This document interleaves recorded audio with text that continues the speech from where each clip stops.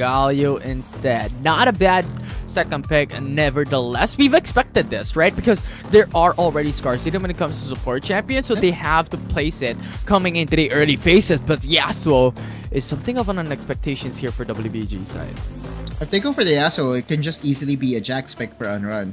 Are they sure about this? Very difficult situation here by WBG. It's a coin flip, right? The thing about Yasuo is that it's relying so much on risk that it's very difficult to play with here in the competitive scene. Yeah. Zoe being locked in instead is a much better option for WBG. I don't think that will be that through. It's just for an ARM game, and it's just going to stay in Howling Abyss. If it ever gets through, then yeah, sure, we'll have fun with it for sure. But the Nautilus is going to get picked up instead of the Pike, which is, a better pick overall. Is a tank, an engager as well, fits the bill for every supports out there now. KBG will be going for a KBG pick. This is at that tone special, right? Every time that we see Vi gets left open, the tone will not hesitate to go with it. And now this is what's surprising, right? Instead of going for the Shen, they wanted, the all-in crowd control potential of the Vi, which basically is their answer to the Aatrox. What they want to do is to combine Vault Breaker, Cease and Desist, everything just to lock down and control the beast in the Aatrox. Yeah, and KBG could answer back with a severe ban. They're going to not ban it away. Because the thing is, if it's left open, if KBG doesn't lock it, WBG with the Sivir could actually work out, right? Because the Sivir Nautilus going into the bottom lane, you have Aatrox potentially going to the jungle, and this is a very, very teamfight centric composition that they're able to secure for themselves. And now the question is, the pressure relies on what KBG will go for instead. But Ezreal, nevertheless, will be a good answer. If ever WBG picks up the Sivir, this will be a good poke damage that they're placing into the bottom lane. Yeah, I think it will be them very confident that they can deal with the Sivir of 2-on-U, just cause Shaman's picks so far, it's always been the global picks, right? It's either the Ashe or the Ezreal. Yeah. Now, I won't be surprised if the 1-U would pivot here and would not go for the Sivir, instead go for the Ashe, because that's Lucian is actually an even better option. You called it, and this Lucian pickup is just going to be very much dominating. So Sivir is out of the equation, at least for now. They want raw damage. They don't want to rely on the hand. And so now Zihan will be playing the Fiora, which is pretty much interesting. Again, against the Camille, it should favor the Fiora. Oh, on run 9. Yone into the mid lane. Yeah, this is a better option. Yeah, I was thinking it's either the Akali or the Gwen. Those are the two picks that Unrun 9 really loves to play against the Zoe. And he's going for the Gwen this time. Yeah, that will be a great pickup coming for the side of KBG. And regardless, I'm looking at a great graph from both these sides. A lot of perspectives that we can look at, right? WBG has such a strength when it comes to these early games that they could assert up against KBG, because they have Lucian, they have Nautilus. One Strength line could really just turn the tides of these team fights into the bottom lane. And I feel like with this, WBG could really double down when it comes to these early game beats. I think KBG will be favored just from the draft alone. I really like it when you have the Camille and when you have the Vi in just one team. Plus the fact that you can call in the Galio for the reinforcements, right? Like, it will come down as to if they get out laned in the bot lane that hard, because we have to remember that Lucian is one of the best duelists come early game, and although Ezreal really did have enough buffs in him, he still has to be careful from the all-in potential coming in from the Nautilus and Lucian. So it will revolve around that. On the top side, it will just be, trades for this. Yeah, it's not really going to amount to anything. So if anything, if we are to see a game-breaking, game-defining gank or a skirmish here, I think we have to wait for the level 5s or for the ultimates of the jungler. So specifically, of course, with the Vi being controlled and patrolled here by the tone, if he's allowed to roam and he gets a very timely gank soon as he gets the ultimate, that will be very good for KBG's chances. It is definitely something that they have to take note of coming into these matchups. But right now, it's all about these patience games that we're looking at. The thing that I'm very curious about is how the Zoe and Gwen matchup will occur. How these two players, how these two champions would battle up against each other coming into the match.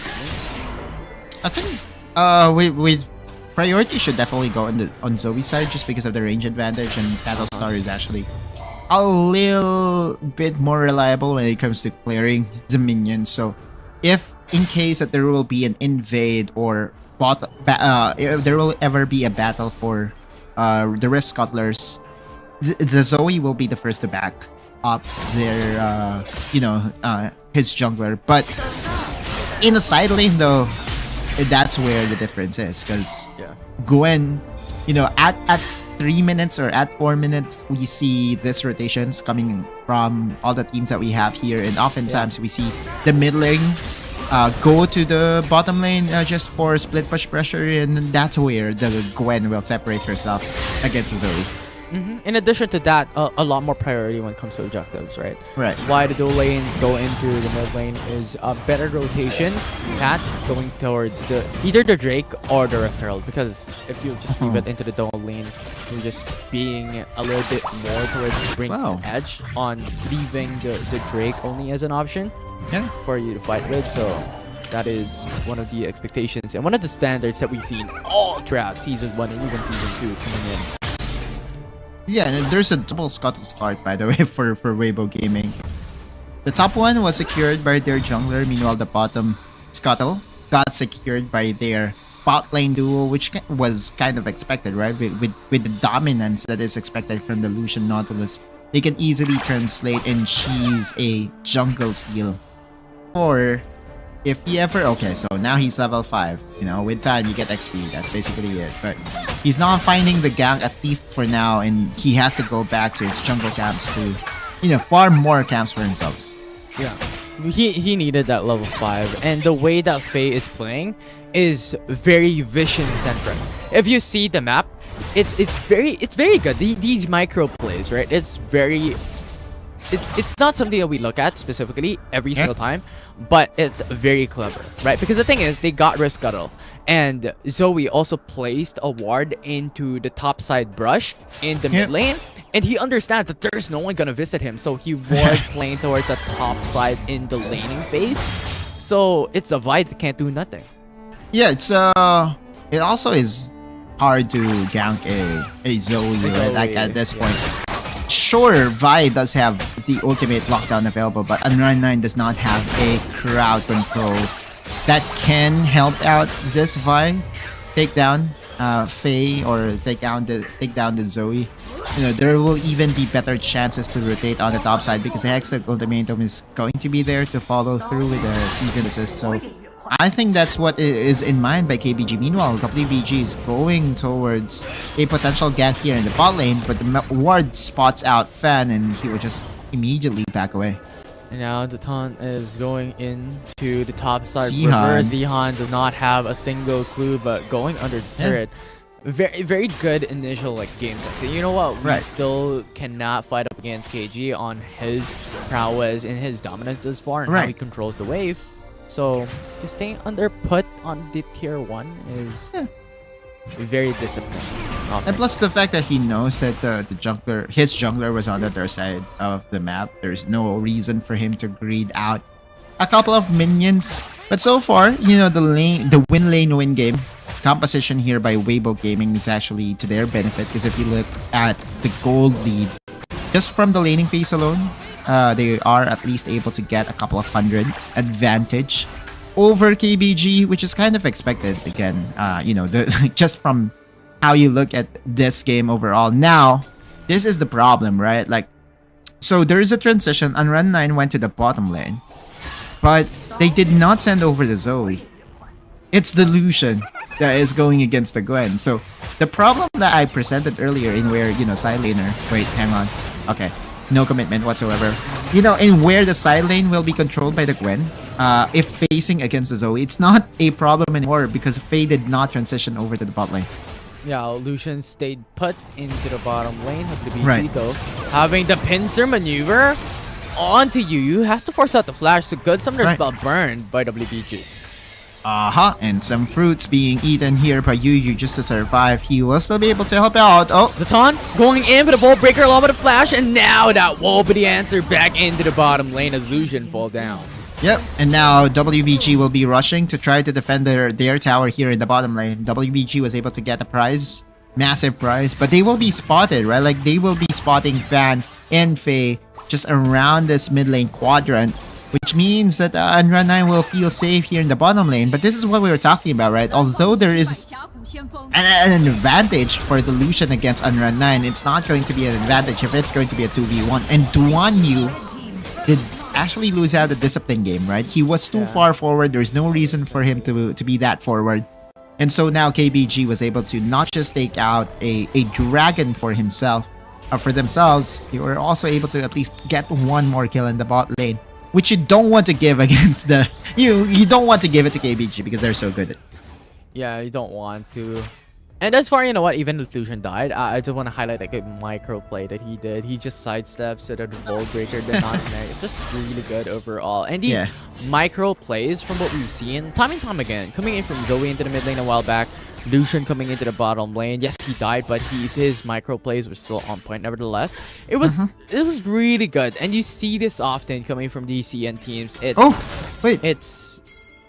okay, just impressive on what they do in the Rift. I don't think Fan expected that there was someone there, right? Like he just used the blast cone.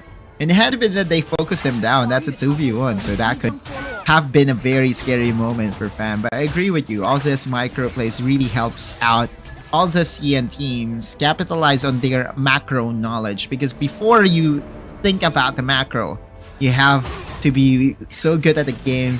You know, the ins and outs, the min and max of the game. And that only gets that only will join you if you have enough micro in you. So yeah, I kind of understand, and KBG is definitely not a stranger to micro plays.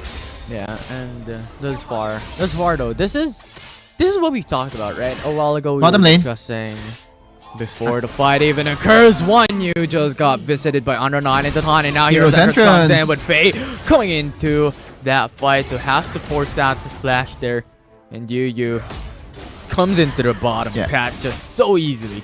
Genius pathing again by Datone, right? Like using the Vault Breaker. Wait, hang on. There's a potential dive. It's stuck, but a shield of Durant zones away opposing side. CP Triple Bubble connects onto the Ton, and the clear on wave was just something WBG prioritized to push them back.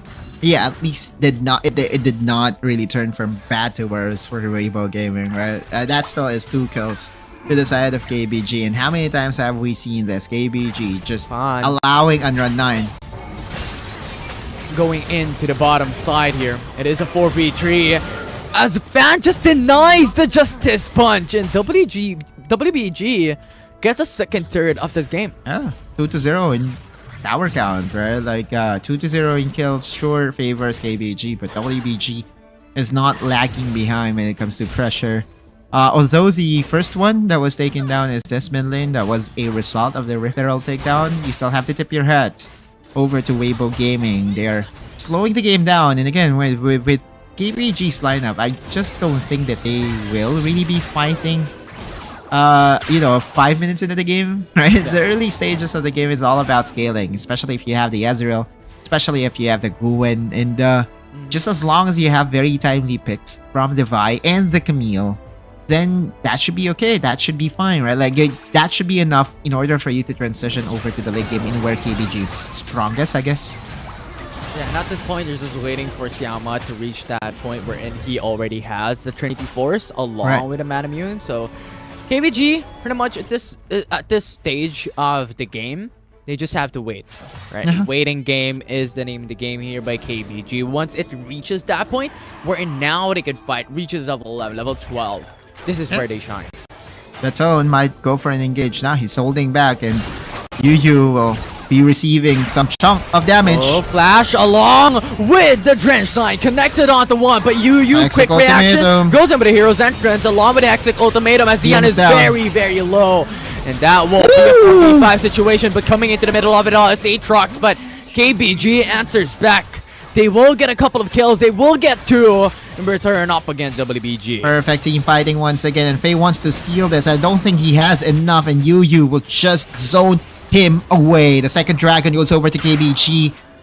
And this could just be another win condition for Keep-Based Gaming. We all know this, right? Like the triple dragon win condition, or the Dragon Soul as we love to call it. J-Chan flashing in for the engage, and it's not going to be enough. They did not account for the Stasis entrance plus the Hero's entrance, locking down Sihan, and KBG just ran away with a perfect team fight once again. Although it's a very commendable effort for Fad.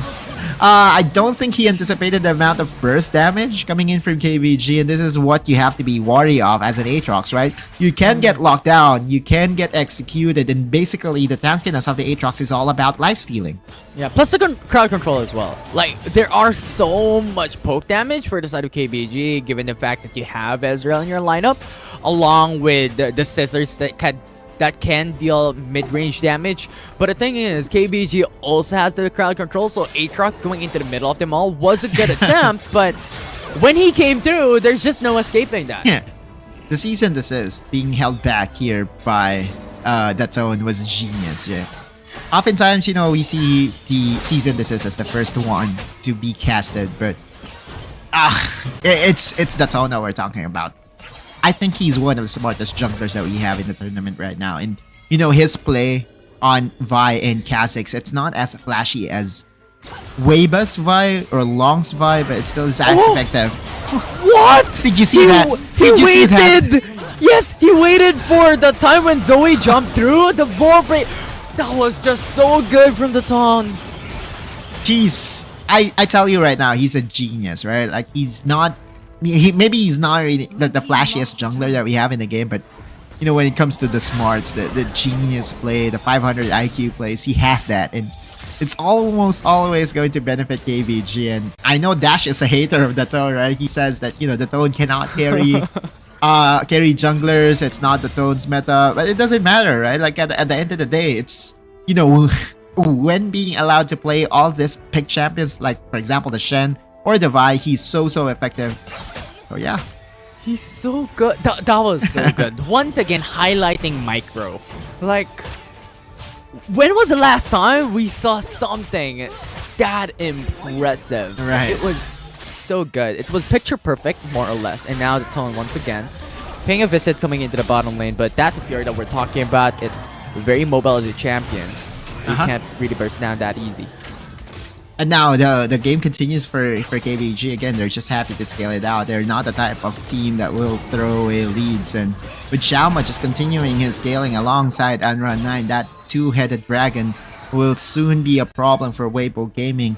Plus the fact that there is a third dragon to be contested here. Weibo Gaming, are they going for a desperate play here? Faye going in with a CP Turbo Bubble connecting, and now that will be the answer back with KBG. Look at Fan jumping in with the blasting cone as well, back into the Baron's pit. Ooh. But Gwen into the back gets the kill onto the support. Yeah, now KBG going with the chase there, but nevertheless, they already got what they came for. Yeah, what a fadeaway kill coming in from KBG, and they knew. Again, you look at Datone, he was channeling his Ball Breaker, but instead of going through with that and getting the assassination onto the target, he knew, or KBG knew that they had enough damage. Datone looking into the back, it's a left flank, will not pursue for an all-in. A very risky move, a clever back away by KBG.